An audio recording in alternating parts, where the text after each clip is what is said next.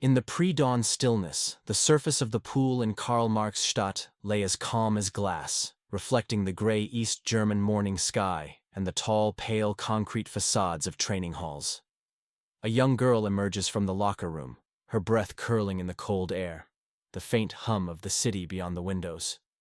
She steps into the water, the first stroke breaking the silence, the splash echoing off tiled walls. That girl is Ute Geweniger, barely 16, but already armed with a steely determination that would etch her name among the legends of swimming. As she glides into the breaststroke turn, time seems to slow. The crowd hushed, the world waiting. The murky dawn light outlines her streamlined body, the muscles in her shoulders flexing, water streaming past in ribbons. In that moment, the pool is no longer a place of lines and lanes. It is a battlefield of hopes, of years of sacrifice, of a young athlete chasing an impossible dream. Imagine the roar in the arena at the 1980 Summer Olympics in Moscow. 16-year-old Ute, standing on the block for the 100-meter breaststroke final, heart pounding like a drum, hands chalked and gripping the edge. The lights flare, the whistle sounds, and she launches into the water. A blur of power and precision. The crowd collapses into silence as she surges ahead, every flick of her legs, every stroke of her arms, perfectly timed. When she surfaces and touches the wall, the scoreboard lights up. She has done it. Gold, a world record. In that instant, the young girl from a small East German town becomes a symbol of dominance. But behind the medals and the cheers lies a story of early mornings, relentless training, inner doubts, and the heavy weight of expectation. In this life story, you will travel the full arc of Ute's journey.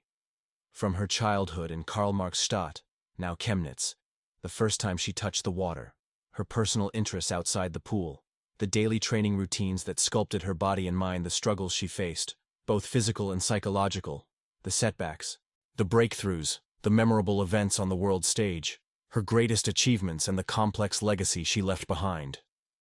You will hear imagined inner thoughts as she stood on the block, feel the sensory rush of the pool, hear the crowd's roar, witness the bittersweet twists of a career cut short, and explore the human being behind the athlete. By the end, you'll see not just a champion, but a woman who lived through triumph, pressure, transition, and whose story offers motivation for any of us striving for more than just ordinary. Let's dive into the full journey. The morning sun rose over Karl-Marx-Stadt in the mid-1960s, flickering through the industrial chimneys, the smell of coal and the distant hum of machinery mingling with the crisp air. Ute Geweniger was born on 24 February 1964, at a time when East Germany staked its identity on sporting success. Growing up in the modest apartment blocks and Azubi-filled workshops of the city, Ute displayed a restless energy early on. She loved to jump into the local pool, to feel the cool water envelop her, to glide and push, to see how far she could go. Her parents, though not wealthy, recognized in her a spark, a talent perhaps, but more so, a love of the water. Week after week, she returned to the pool, sometimes dragging her feet, sometimes bursting with enthusiasm. She devoured books about swimming, watched older swimmers in awe, and dreamed not of being famous, but of mastering that rhythm. The glide, the turn, the finish. Her club, SC Karl-Marx-Stadt, became her second home. The coach, the echo of swimmers training early, the smell of chlorine and the clack of stopwatches. It all became familiar. She learned discipline, wake-ups at dawn, stretching before breakfast, drills into the afternoon. She discovered an inner voice that whispered, "More. Push harder." On Saturdays, she might sneak out with teammates to the local town center, laughter echoing in the cold air, a reminder she was still a teenager. But Sundays were for rest, or so the coach let them think. Deep down, Ute's mind still wandered back to the pool, thinking of the next stroke, the next race. Her personal interests were quiet but revealing. She liked sketching her training sessions in a small notebook. Times, feelings, emotions. She listened to music that she tucked into her headphones after practice, a mix of pop and classical, to drown out the fatigue, to build a mental fortress. She was self-conscious in social settings. So many eyes watching her, so many expectations placed on youth in this sporting system. But she found solace in small pleasures. a hot cup of cocoa after a cold swim, flipping through a fashion magazine dreaming of a life beyond lanes and starting blocks. Training became a daily ritual. In the pool at 5 in the morning, she stood on the block, air crisp, the water reflecting the high ceiling lights like molten silver. She put her hand in the water, felt its texture, pressed her snorkel mask on, and leapt. Over and over she swam breaststroke sets, 50, 100, 200, drills, sprints, turns. Out of the pool, lunges, squats, weights. The club's discipline was unrelenting. She learned to listen to her body, when her legs trembled, when her lungs burned, but also to override the small voice of doubt that said, "Stop." She experimented with visualization. Before falling asleep, she imagined the lane, the starting block, the perfect motion. In her dreams she heard the crowd. She felt her finger touch the wall first. The coach told her, "You must own the moment when it counts." Ute repeated those words inside her head. But behind the successes lurked struggles. She faced the internal worries of youth. Will I disappoint? Will I let my country down? The political machinery around her reminded her that she was more than an athlete. She was a symbol. She felt the weight of expectation, the pressure of being young and talented in a system that demanded results. She wrestled with fatigue, aching shoulders, early mornings, the impossibility of rest. There were days when the pool felt heavy, when her arms dragged, when the stopwatch blinked a time slower than she hoped, and she clenched her fists in frustration. Then came her breakthrough. In May 1980, just ahead of the Moscow Olympics, Ute shattered the world record in the 100-meter breaststroke, timing 1:10:20 in Magdeburg. In that moment, everything shifted. She looked at the timer, hardly believing it. The coach raised his hand.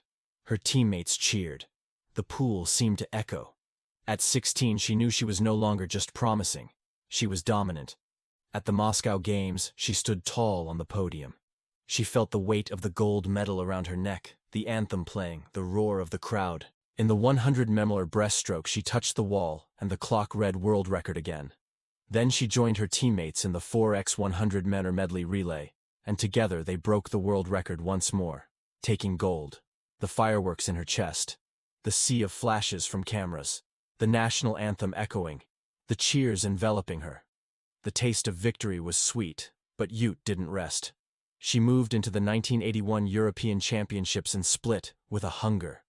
That year she broke her own world record in the 100-meter breaststroke, twice dropped the 200 meters individual medley world record to 2:11.73, and walked away with 5 gold medals plus a silver in the 400 meter individual medley.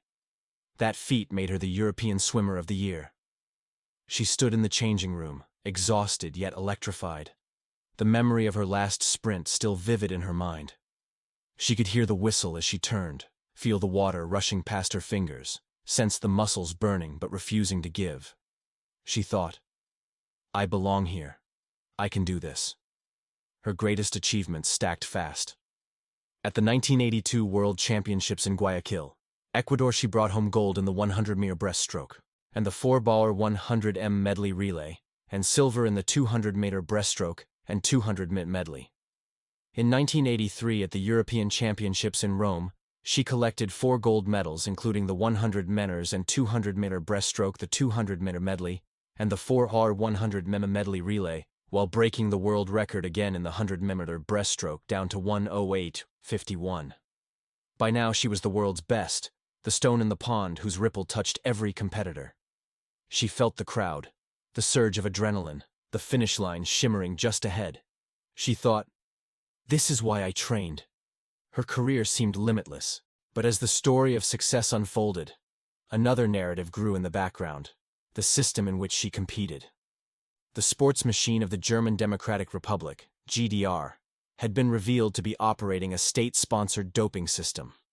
In 2005, Ute admitted that her performance had been supported by performance-enhancing substances supplied under state supervision. The revelation added complexity to her legacy. She had trained fiercely, sacrificed much, yet the environment she emerged from was fraught with moral ambiguity. In interviews afterwards, she spoke of the pills she thought were vitamins, the injections she did not fully understand. the sense that choices were limited. She felt pride in her achievements, but also a pang of conflict. "I worked hard," she said, "but the context was bigger than me." Her life after competition took a quieter turn.